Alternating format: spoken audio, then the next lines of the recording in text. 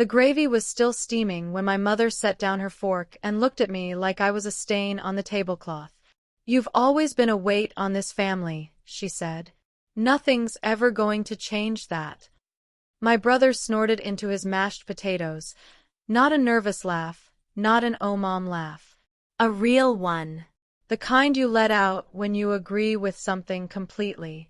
"At least somebody around here makes us proud," he said. My father didn't say a word. He just stared at the candle wax dripping onto the good tablecloth and kept chewing like nothing had happened. I'd been awake since 4 that morning. I'd brined the bird overnight, basted it every 40 minutes, packed the green beans and the cornbread and the pie into the back seat of my car so carefully you'd have thought I was transporting glass. I'd even ironed the linen napkins, the set my mother only brought out for guests she wanted to impress. Nobody had asked me to do any of it. Nobody had thanked me for any of it either. So I folded my napkin, set it beside my plate, pushed my chair back, and walked out the front door without saying a single word. What none of them knew that night was this: I'd been the one paying their mortgage for 8 years. And the quiet exit I made that evening was about to cost my family more than any of them could imagine. If you've ever been the one holding a family together while everyone else got the credit, stay with me.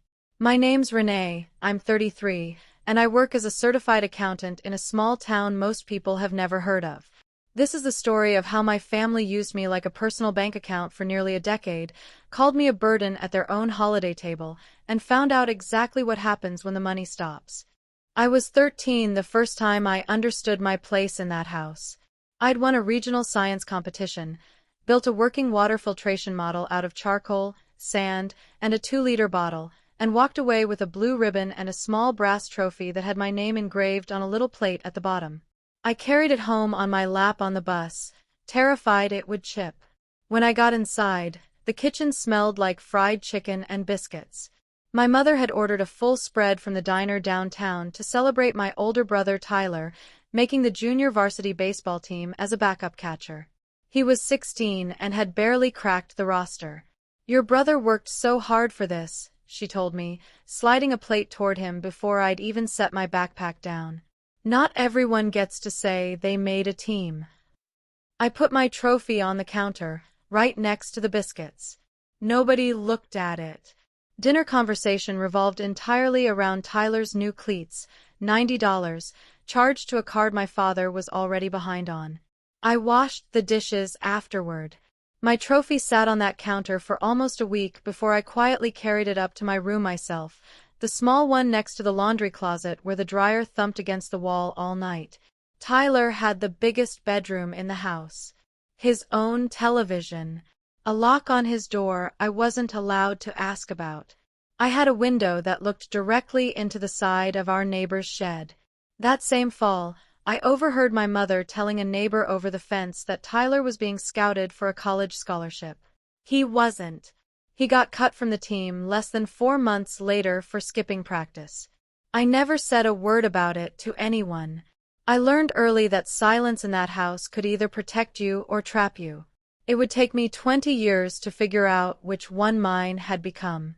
I left for college on an academic scholarship that covered most of my tuition, and I worked 2 jobs to handle the rest.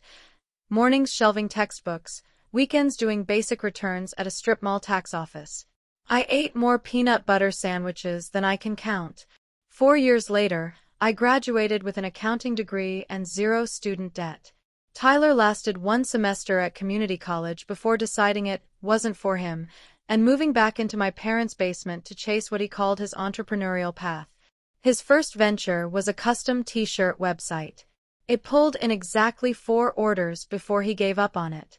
The site, last I checked, is still technically live. The most recent order was placed years ago.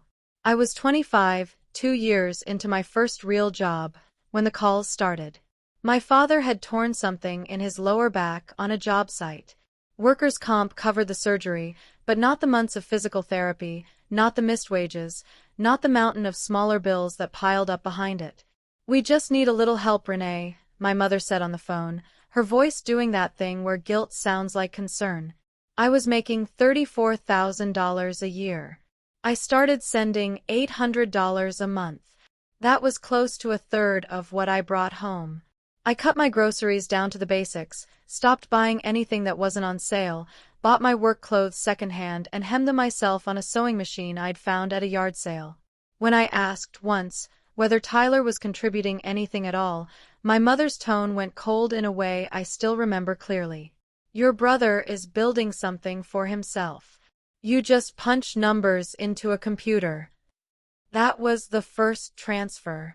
Over the next 8 years, there would be hundreds more. 8 years is a long time to function as someone else's safety net. By year 3, I'd been promoted to a senior position at the firm.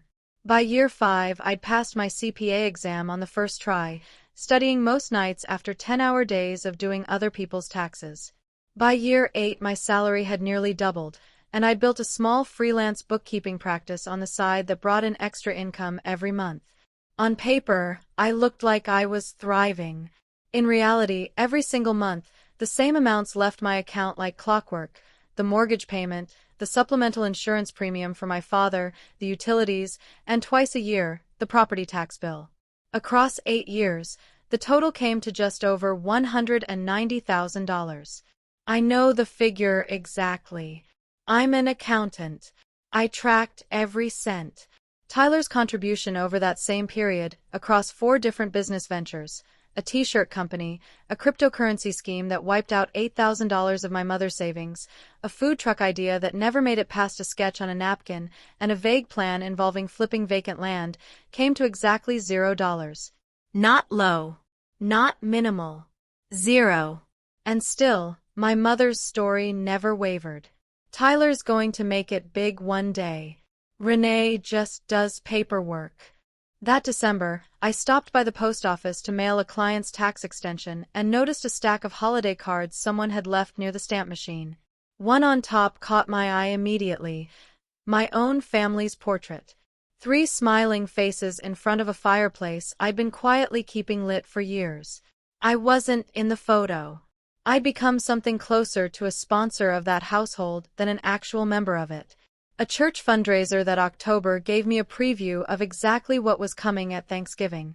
My mother had volunteered me, without asking, to bring 2 pies. I made them anyway, because that's who I was, the one who showed up even when nobody noticed. When I walked into the church hall carrying both pies, my mother was already holding court near the coffee table, one hand resting on Tyler's shoulder like she was unveiling a prize at a county fair. "Pastor, have you met my son?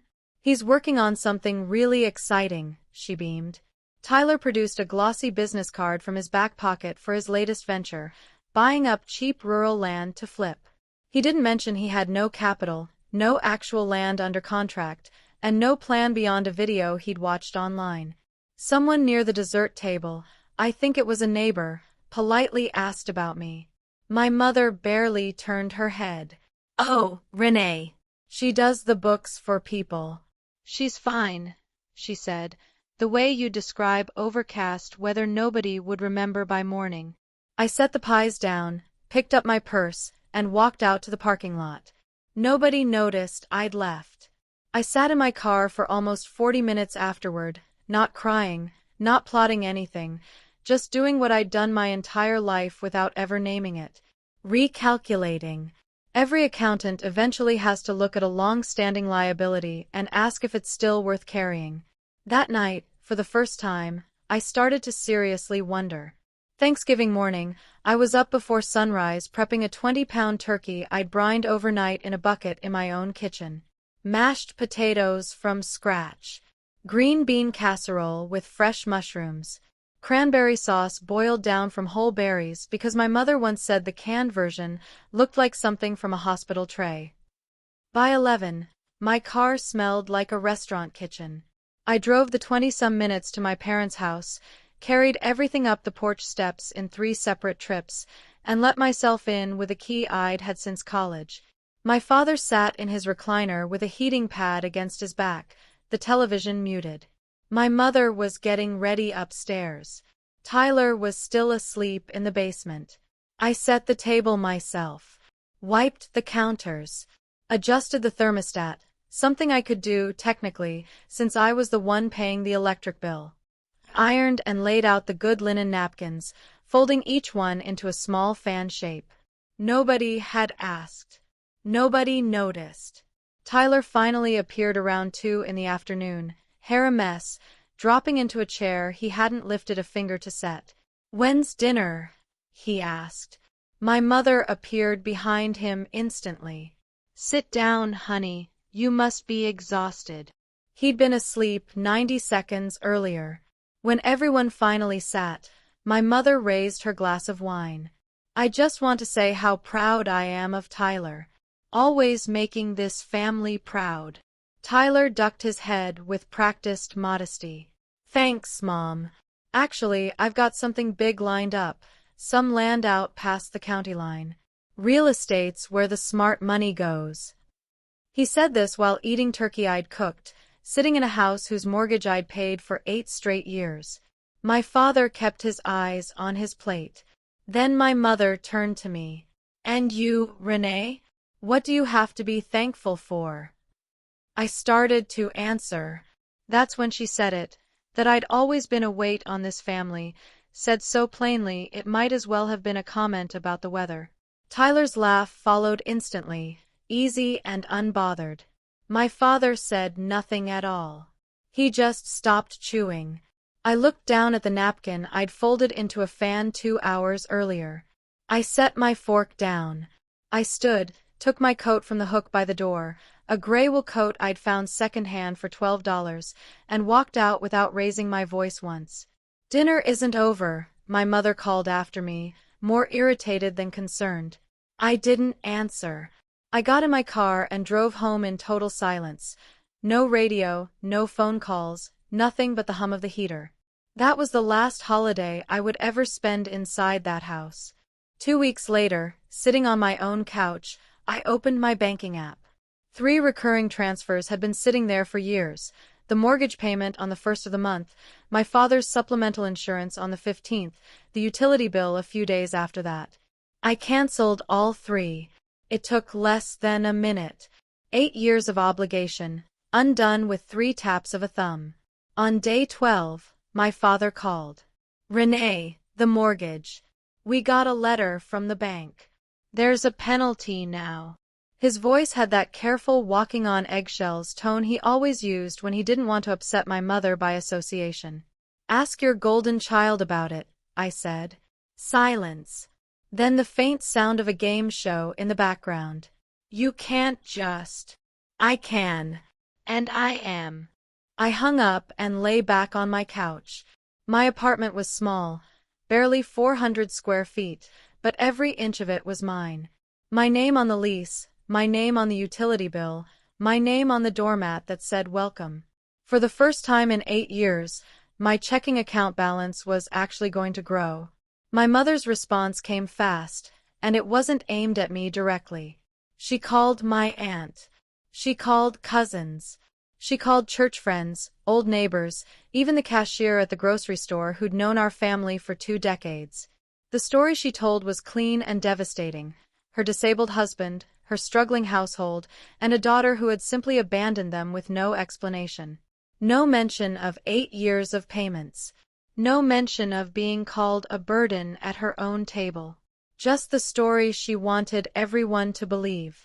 My phone filled with voicemails. 4, sometimes 5 a day. "You're killing your father. How could you do this to your own mother?"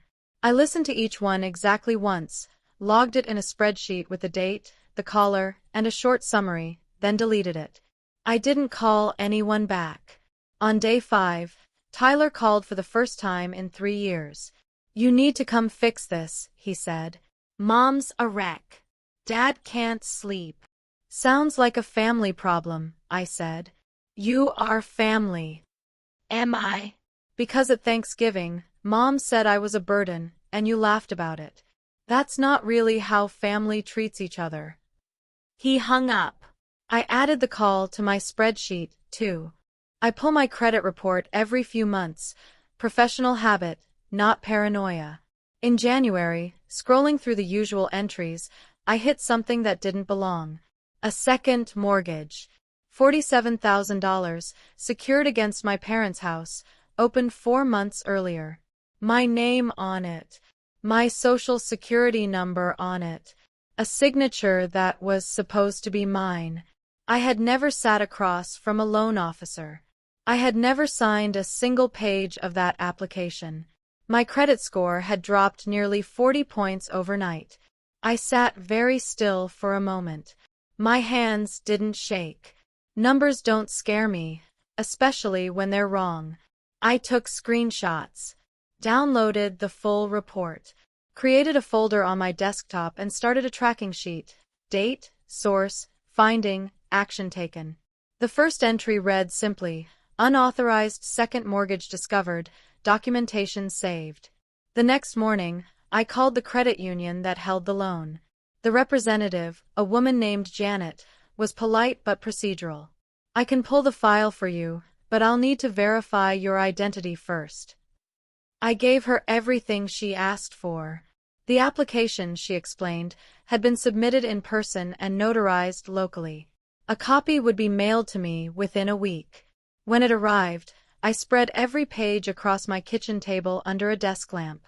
Whoever filled it out knew enough personal details to be convincing, my employer, my income, but listed the property address as the residence, not my actual apartment. Then I got to the signature. I sign my own name dozens of times a week on returns and client letters. I know the shape of my own handwriting the way a carpenter knows the grain of a particular plank of wood. My signature loops to the left on the capital letter. The one on this document looped to the right. Close. Convincing to anyone who hadn't studied it. Not convincing to me. Below it, a notary stamp. A name I recognized immediately. A guy who'd played on the same junior varsity team Tyler had been cut from years earlier, now running a small notary office downtown. I called my boss that night. I need a lawyer. Not a tax attorney, a criminal one. She didn't hesitate. This is about your family, isn't it? It's about a forged signature on a $47,000 loan. The attorney she connected me with, a calm, methodical man named Marcus, studied the documents for nearly 10 minutes without saying a word. Then he set them down. This is forgery. Identity theft. Bank fraud. Clean case if you want to pursue it. What happens to the loan itself? You file an identity theft report, dispute it with the credit bureaus, the bank opens an investigation. 60 to 90 days, typically. He paused. If the fraudulent loan gets unwound, fine. But if the original mortgage also defaults because you've stopped paying it, the house goes into foreclosure. It's going to default. I already stopped. He looked at me for a long moment, not with judgment, just recognition. Then the house likely goes to auction within 6 months. That afternoon I filed a report with federal regulators, froze my credit with all 3 bureaus, and mailed a certified dispute letter to the lender. Then I made myself dinner and ate it in silence, fully at peace with the idea of waiting. I'd already waited 33 years. The investigation moved quicker than expected, mostly because the credit union had its own liability to worry about. Within 3 weeks, they traced the $47,000 to a business account belonging to a small LLC, one registered jointly by my brother and his notary friend. The breakdown of where the money went arrived in a stack of bank statements that read like a confession. Roughly $18,000 went toward a down payment on a rural lot that had since dropped sharply in value after a zoning request failed. Another $22,000 had gone toward a brand new pickup truck, registered as a company vehicle. The remaining $7,000 showed up as operating expenses, 2 trips to Las Vegas, a string of expensive dinners, a gaming console, and a monthly subscription to a cigar club. My brother had stolen nearly $50,000 using my identity and spent it on a truck, a worthless plot of land, and vacations I would never take in my life. I didn't yell.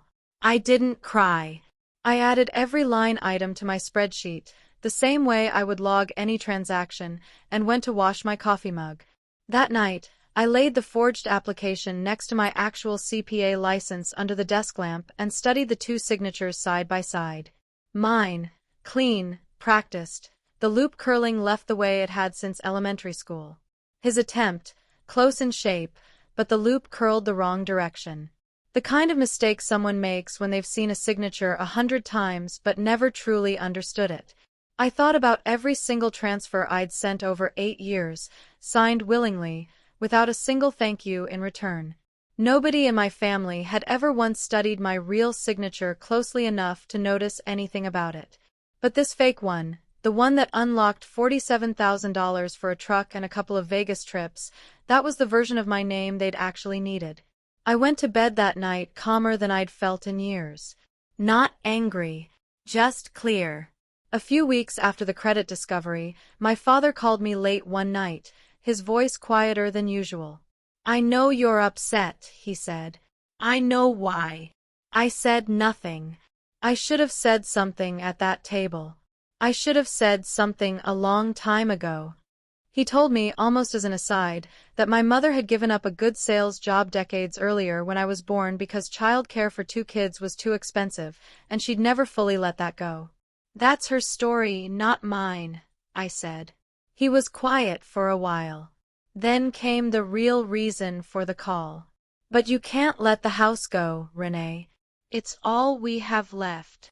There it was, the actual point of the conversation, buried under just enough almost apology to make it feel like something other than a request for money. "Good night, Dad." Just before he hung up, I heard him say, barely audible, not to mention the call to my mother. 60 days after that holiday dinner, the credit union sent a formal notice of default to the house. 90 days to bring the loan current, or foreclosure proceedings would begin. My mother's voicemails escalated in a way that felt almost scripted. Pleading in the morning, accusatory by midday, dramatic by evening, finishing somewhere near outright cruelty by nightfall. I logged every single one in the same flat, factual way. Date, time, tone, content. One call that week stood out, though, not from my mother, but from Tyler, and his voice wasn't demanding this time. It was shaking. "Hey, about that second loan on the house. We should probably talk about that." I understood the fear in his voice immediately. He wasn't scared of losing the house. He was scared of what an investigation into that second mortgage would eventually uncover: the forged signature, the fraudulent notary, the LLC, and exactly where that money had gone. "Talk to a lawyer," I told him, and hung up. He didn't call again for over a month. Something strange happened to my life that winter. It got quiet. Not empty, just quiet. The way a room feels lighter once you finally set down something heavy you'd carried so long you'd forgotten it was even there. Without nearly $1,800 a month leaving my account for a house I didn't live in, my savings did something they'd never done before. They grew. I opened a simple investment account. I replaced the second-hand couch I'd had since my first apartment. I signed up for an evening yoga class on a whim and discovered, to my own surprise, that I actually loved it. My boss handed me 3 new freelance clients, and my side income jumped by over $20,000 a year. And I did something I'd been quietly considering for months. I filed the paperwork to form my own consulting LLC. When the certificate arrived in the mail, I framed it and hung it above my desk. It was the first document with my name on it I'd ever been proud to display. Meanwhile, 20 minutes away, the house on the other side of town was falling apart in small, visible ways. The lawn grew tall because my father couldn't push a mower and Tyler was too busy. The power got shut off for a week before my father covered it himself out of his disability check. The porch light burned out and stayed dark. One Saturday morning, an elderly neighbor stopped me at the gas station. "Your mother's been telling everyone you abandoned them," she said gently, "but I've watched you mow that lawn in 90-degree heat. I've watched you carry groceries up those porch steps every week for years. I know exactly what you did for that family, and I know exactly what they did to you." I hadn't told a soul outside my lawyer and my boss what was happening. But our town was small, and people remembered things, who showed up to every fundraiser, who quietly covered the church lawn service bill for years without ever taking credit. Word traveled on its own. The notary who'd stamped that forged document received a formal letter shortly after. His license was under review following the bank's internal investigation. He called Tyler that same afternoon and told him, flatly, that he was done covering for him. By late spring, the credit union filed formal notice of a foreclosure auction, 30 days out. The letter arrived at the house on a weekday afternoon. My father later told me my mother read it standing at the kitchen counter, set it down without a word, and sat in the same chair for nearly 2 hours without moving. She called me one last time before the auction. No yelling. No scripture. Just a voice I'd genuinely never heard from her before. Flat, hollow, completely drained. Please, she said. I can't help you. You mean you won't? I mean I can't. You made sure of that. She was quiet for a long stretch.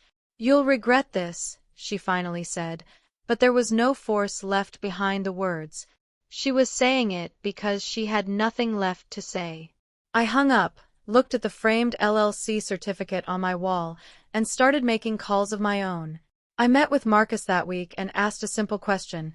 Could a business entity legally bid at a public foreclosure auction? Absolutely, he said. Your LLC is its own legal entity. Sharing a last name with the previous owners isn't a disqualifying factor at all. I opened my laptop and showed him the numbers.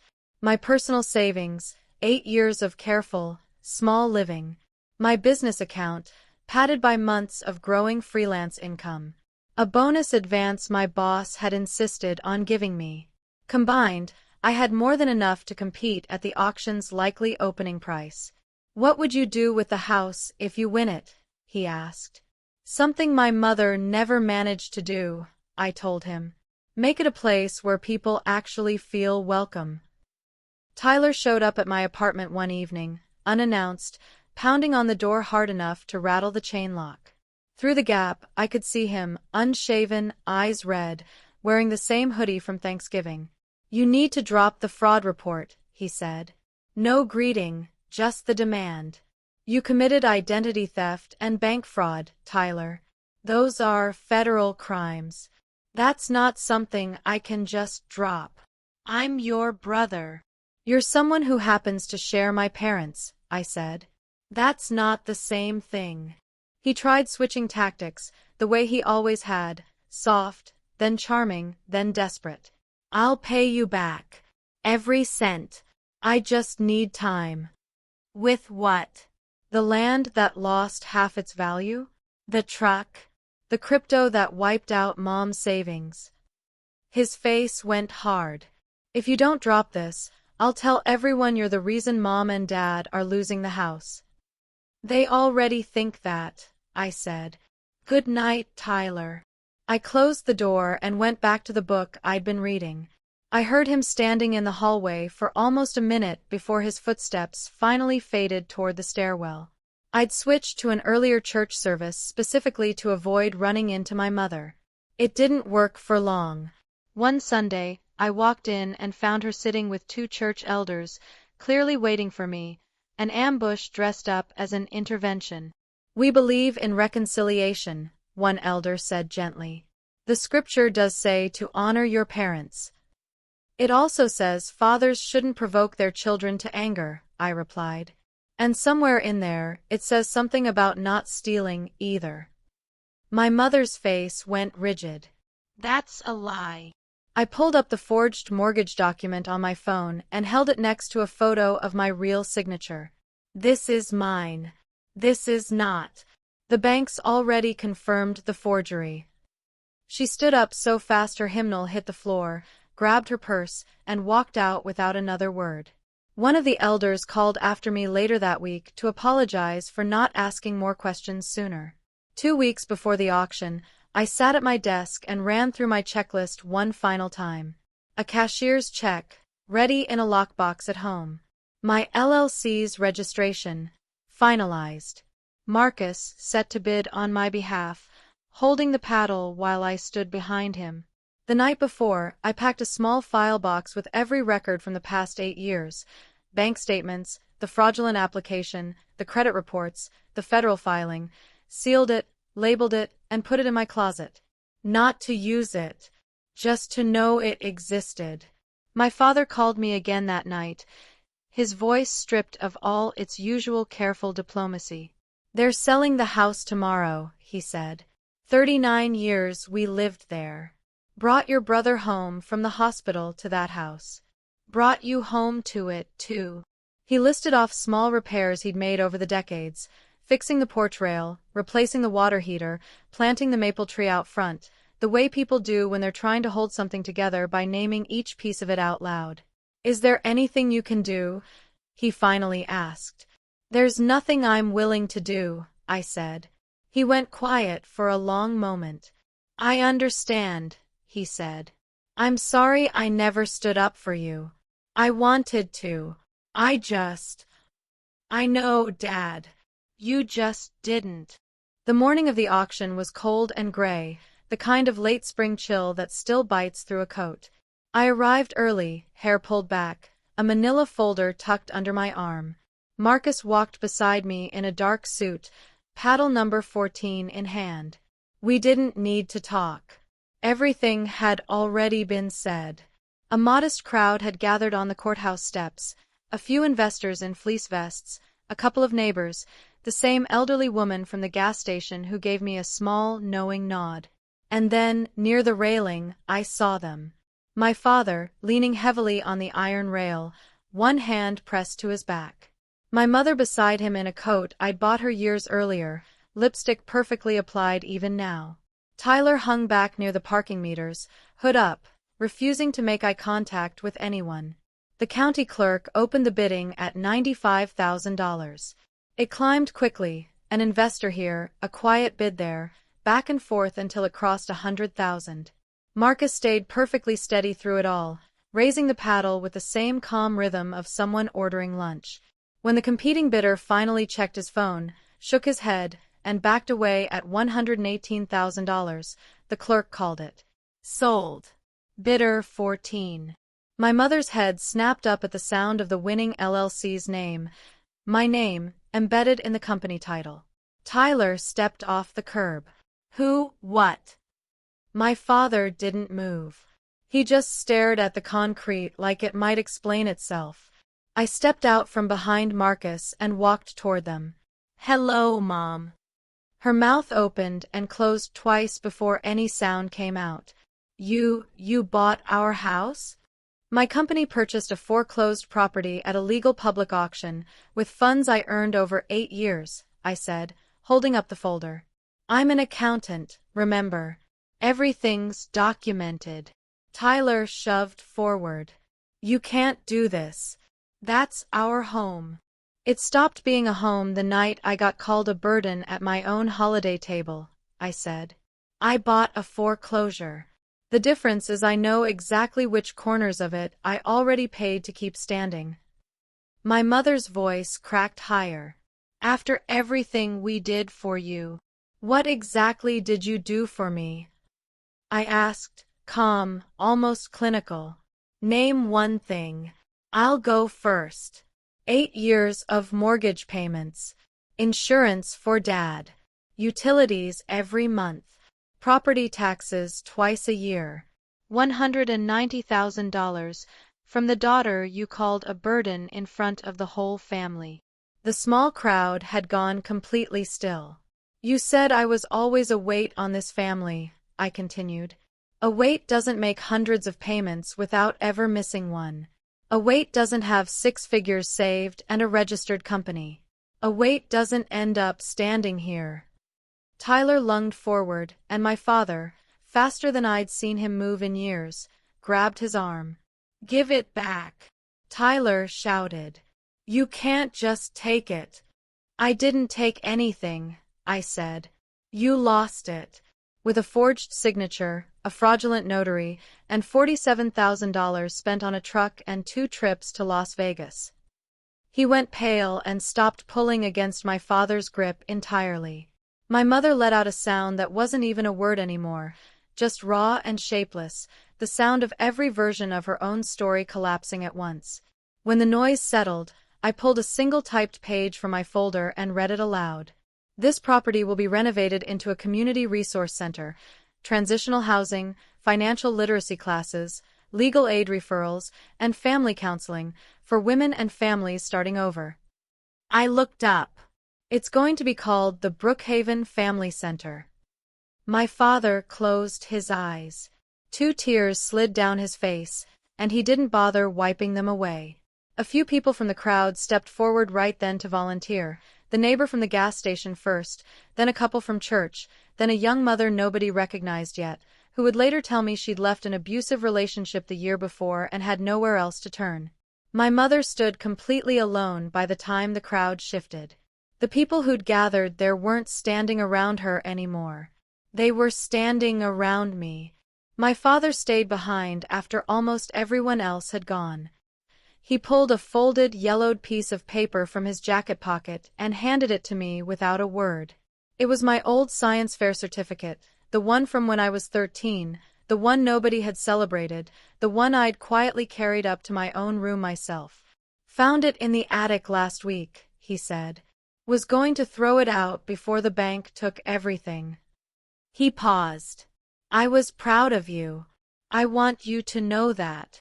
I folded it gently and slipped it into my coat pocket, close to my chest. Goodbye, Dad, I said, and walked to my car without looking back. The months that followed unfolded slowly, the way these things tend to. Tyler was formally charged with identity theft and bank fraud. He took a plea deal, probation, a felony record, and full restitution to me, paid back in slow garnished installments from a warehouse job he eventually had to take. The notary lost his license permanently and paid a steep fine. My parents moved in with my mother's sister for a short while before relocating to a small rental across town. My mother, for the first time in over 2 decades, took a part-time job. I spent the next several months overseeing the renovation. New walls, new floors, a reception desk where our old dining table used to sit, transitional housing units upstairs where the bedrooms had been, and a meeting room downstairs, right where my brother's old room used to be. The Brookhaven Family Center opened that spring. A neighbor cut the ribbon with a pair of kitchen shears because nobody had remembered to buy ceremonial ones. A banner above the front desk read, "Everyone deserves a seat at the table." 47 people signed up as volunteers that first day. I know the number exactly. I kept a spreadsheet. A young mother walked in 20 minutes after the ribbon cutting, 2 small kids trailing behind her, asking quietly about transitional housing.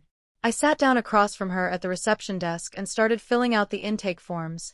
Name, current situation, number of dependents, calm and thorough, the same way I'd handle any client's paperwork.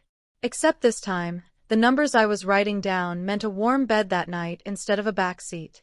I glanced up at the wall where a family photo had once hung in another house, a photo I'd never been part of. In its place now hung a framed mission statement, signed by every single volunteer. 47 real signatures. All of them mattered. All of them were seen. I learned, the hard way, that the heaviest thing you can ever carry isn't a mortgage or someone else's pride. It's the belief that you owe your entire life to people who never once said thank you for it. 8 years. Hundreds of payments. 1 forged signature. A folded napkin I never picked back up. If you've ever been the quiet one holding everything together, the one everyone forgot to thank, you already know exactly what I'm talking about.